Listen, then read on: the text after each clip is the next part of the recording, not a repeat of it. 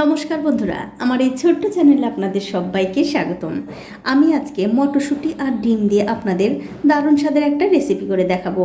আশা করি এই রেসিপিটা দেখার পর আপনাদের ভালো লাগবে। তো রেসিপিটা করার জন্য দেখতে পাচ্ছেন এখানে আমি একটা থালার মধ্যে কিছু মটরশুঁটি ছাড়িয়ে ধুয়ে পরিষ্কার করে নিয়েছি। এখন এর মধ্যে দিয়ে দিচ্ছি দুটো ডিম।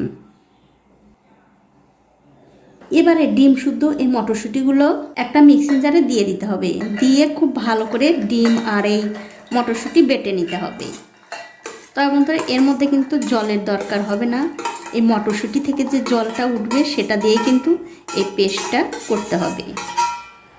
আর দিয়ে দিচ্ছি 4-5টা কাঁচা লঙ্কা। এবারে খুব ভালো করে বেটে নিতে হবে।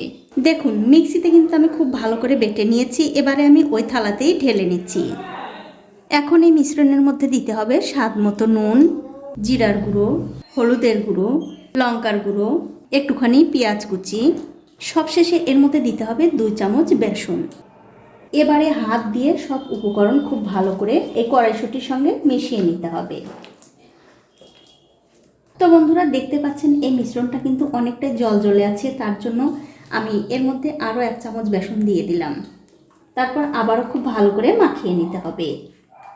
আর আমার এই রেসিপিটা যে সকল বন্ধুরা ফেসবুক থেকে দেখছেন তাদের কাছে আমার একটাই অনুরোধ, অবশ্যই আমার এই পেজটিকে ফলো করে দেবেন, তাহলে যখনই আমি নতুন কোনো ভিডিও নিয়ে আসবো সবার আগেই কিন্তু আপনি দেখতে পাবেন।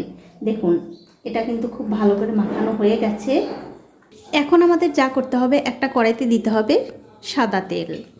কিছুক্ষণ পর যখন দেখবেন তেলটা খুব ভালো করে গরম হয়ে গেছে, তখন গ্যাসের ফ্লেমটা লো টু মিডিয়ামে দিয়ে এই যে মিশ্রণটা আমি করে রেখেছি এখান থেকে অল্প অল্প করে মিশ্রণ নিয়ে এই তেলের মধ্যে দিয়ে দিতে হবে। আপনারা অবশ্যই একদিন হলেও এই রেসিপিটা বাড়িতে বানিয়ে খেয়ে আমাকে কমেন্ট করে জানাতে ভুলবেন না আপনাদের কেমন লাগলো। তো দেখুন একসঙ্গে কিন্তু আমি অনেকগুলো দিয়ে দিলাম। এবারে আমি কিছুক্ষণ অপেক্ষা করব এর একদিকটা হওয়ার জন্য। কিছুক্ষণ পর যখন দেখবেন এই বড়াগুলোর একদিকটা হয়ে গেছে তখন অন্য দিকটা উল্টে দিতে হবে। আর এরকম করে উল্টে পাল্টে কিন্তু এই বড়াগুলো একটু ভালো করে ভেজে নিতে হবে।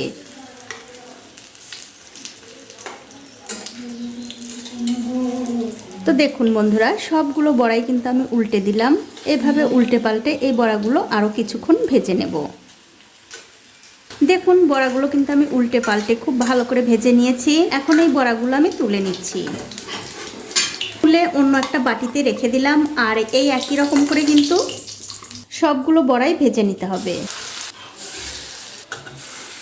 তো এই দেখুন বন্ধুরা এক এক করে কিন্তু আমি সবগুলো বড়া ভেজে নিয়েছি, এগুলো আমি তুলে নিচ্ছি। আর এই বড়াগুলো কিন্তু আপনারা এমনিও খেতে পারেন, খেতে কিন্তু ভীষণ ভালো লাগে। তো সবগুলো বড়া কিন্তু আমি তুলে নিলাম। তারপর ওই কড়াইতে দিয়ে দিচ্ছি আরও একটু তেল। তেলটা যখন একটু গরম হয়ে আসবে তখন এর মধ্যে ফোড়নের জন্য দিতে হবে একটা তেজপাতা আর একটু গোটা জিরা। তার সাথে দিয়ে দেবো গোটা গরম মশলা, দারচিনি, এলাচ, লবঙ্গ। এবারে তেলের সঙ্গে এই ফোড়নগুলো ভালো করে ভেজে নিয়ে যখন দেখবেন ফোড়ন থেকে খুব সুন্দর একটা গন্ধ বেরোচ্ছে তখন এর মধ্যে দিতে হবে একটা পেঁয়াজ কুচি। এবারে তেলের সঙ্গে এই পেঁয়াজটা একটু লাল লাল করে ভেজে নিতে হবে। দেখুন পেঁয়াজ কিন্তু খুব ভালো করে ভাজা হয়ে গেছে। এখন আমি এর মধ্যে দিয়ে দিচ্ছি আদা আর রসুন বাটা, তার সাথে দিয়ে দেবো একটা টমেটো আর দিয়ে দিলাম স্বাদ মতো নুন। এবারে নুনের সঙ্গে এই টমেটো আর আদা রসুন বাটা খুব ভালো করে একটু কষিয়ে নিতে হবে। যতক্ষণ না এই টমেটো একটু নরম হয়ে আসছে ততক্ষণ পর্যন্ত কিন্তু কষাতে হবে। দেখুন মশলা কিন্তু আমি খুব ভালো করে কষিয়ে নিয়েছি, দেখতেই পাচ্ছেন টমেটো কিন্তু খুব ভালোভাবে গলে গেছে। এখন আমি এর মধ্যে দিয়ে দিচ্ছি ওই থালাটা ধুয়ে একটুখানি জল,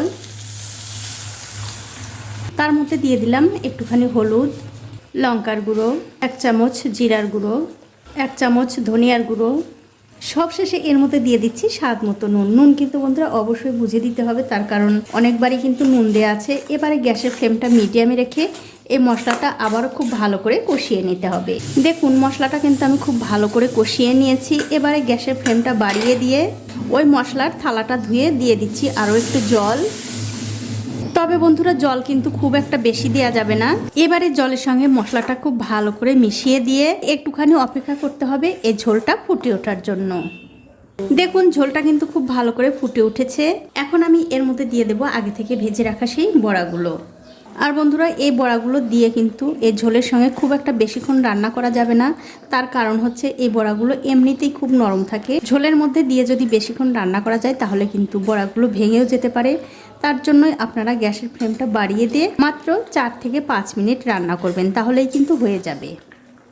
দেখুন 5 মিনিট সময় ধরে এই তরকারিটা কিন্তু আমি খুব ভালো করে রান্না করে নিয়েছি।